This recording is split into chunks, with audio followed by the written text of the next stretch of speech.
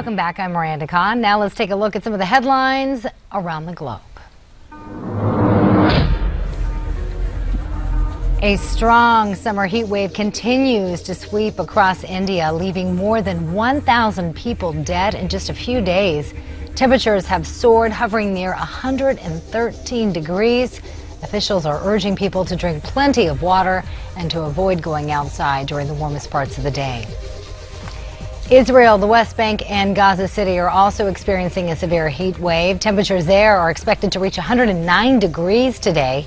An Israeli official from the electric company says they have extra staff on duty just in case if any issues are caused by the heat. And at least 15 people are dead in Yemen after Saudi-led airstrikes target a police camp in the capital city. The camp is run by supporters of the Houthi rebels who were also loyal to the ex-president of Yemen. Around 150 troops were at the campsite during the airstrike. Greek authorities are having trouble dealing with an overwhelming amount of migrants who are just pouring into that country right now, many of whom are being housed on an island just off the coast of Greece. At least 6,000 people have arrived in the past month alone. Besides Italy, Greece is a very popular destination for migrants who are escaping the chaos in Syria or who just want to seek better opportunities.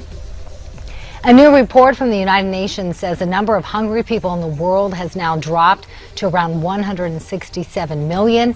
But many people in South Asia and parts of Africa continue to starve, where the situation remains dire. Agricultural officials claim global warming has contributed to the amount of hungry people all around the world.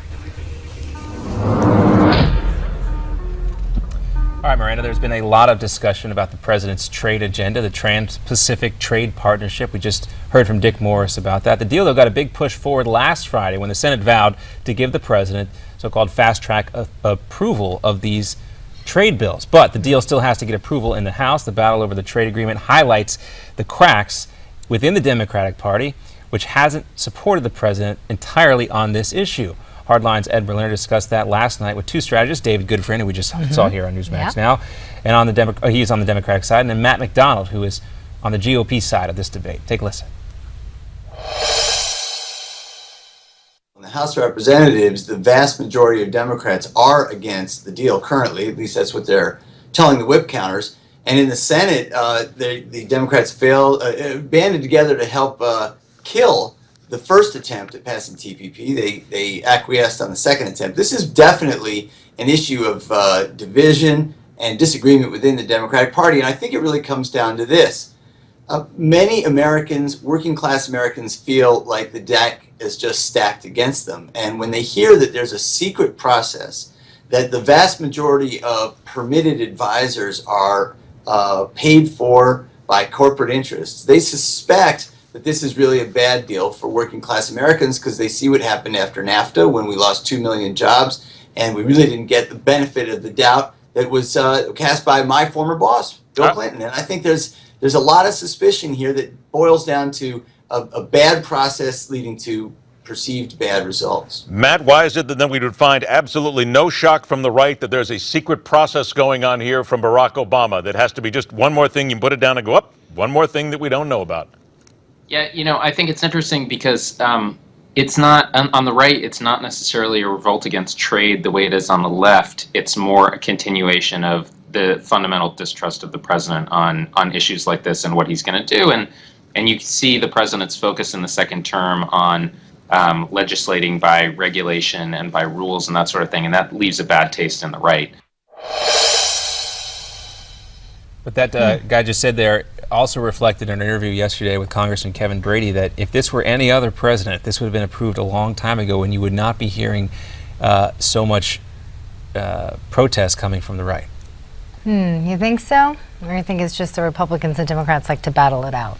No, I don't think that is the issue at all here, because what we've seen in this issue is you have two different sides of the political spectrum arguing two different points, which this often does happen, but for the most part, you have divisions within the parties of those who support this and those who are against, and those in leadership are supporting this. Those who traditionally have fought with leadership on both in both parties are saying this is a terrible idea. All right.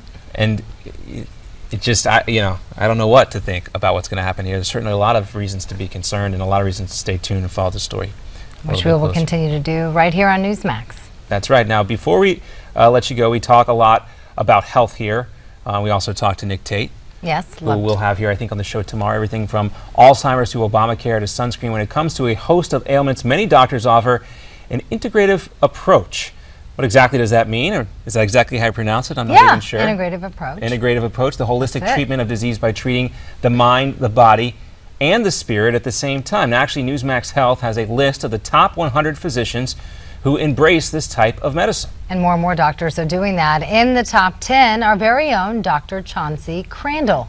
To see who made it and didn't, you can look over it by going to our website at newsmax.com and just click on the Health tab. I'm not on the list, Miranda. I didn't make it. Oh, sorry. Maybe next time.